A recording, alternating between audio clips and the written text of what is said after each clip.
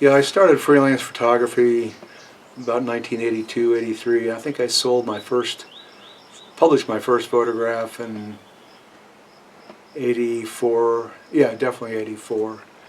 And then the first books I did the photos only. They were fire books based on the 1988 fires. And I did furnish photographs, not exclusively for these two books, but a lot of the photographs in both these books.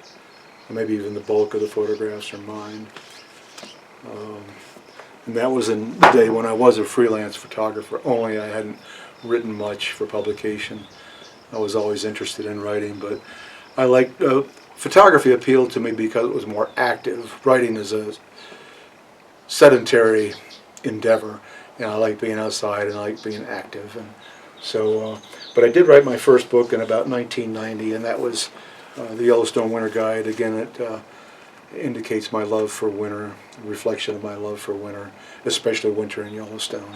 And that book was revised some years later, and that's the second copy of it. And the first exclusively photograph book I did, another winter book in Yellowstone called Yellowstone Winterscapes that I did in the year 2000. There is substantial text in the way of caption information with each photograph in that book. I did a book about the Old Faithful Inn for the Old Faithful Inn's 100th anniversary in 2004 with a co-author.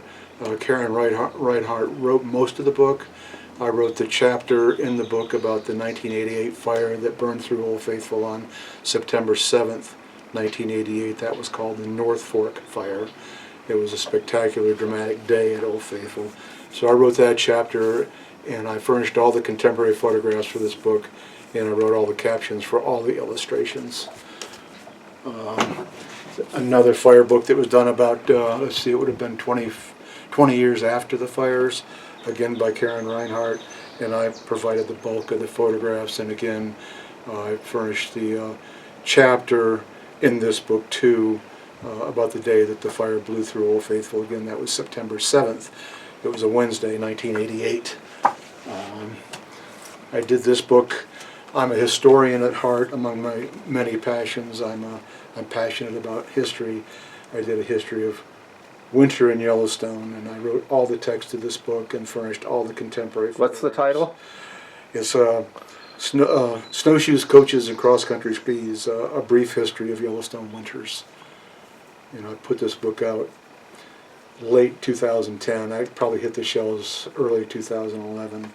There are a lot of historic illustrations and photographs in this book that not even I'm old enough to have taken. The 1988 fires were dramatic, to say the least, and since then, even before then, I was really interested in fire and fire history, fire ecology, and then after the fires, my experience in the 1988 fires really prompted me to pursue those subjects even further. So I wrote this book as a 25-year retrospective on the fires. It's titled The Year Yellowstone Burned, and that book came out in 2015. In 2016, I think it was, I did a winter survival guide, how to ski, snowshoe, camp, etc., how to survive, how to not get killed, what you can do to survive in the outdoors in the winter, especially in really wintry climates like Yellowstone. I did another winter photo book on Yellowstone in 2018. This one's called Yellowstone Snowscapes, sort of a partner to my earlier book, Yellowstone Winterscapes. Again, it's some of my photographs from 47 winters in Yellowstone. And then in 2022, I did a book in observance of Yellowstone's 150th anniversary as a park. It's simply called Yellowstone National Park, the first 150 years. It was published by Globe Pequot Press in Connecticut. It has about 350 illustrations. Most of those are historic photographs and artwork by artist friends of mine. Exactly 100 of the illustrations in this book are my photographs, again drawn from my 48 years of experience in Yellowstone. I've also written 2 novels that have yet to be published, but I do have 2 finished novels in the hopper that I am working on getting published now. And not surprisingly, both of those novels are set in Yellowstone as well.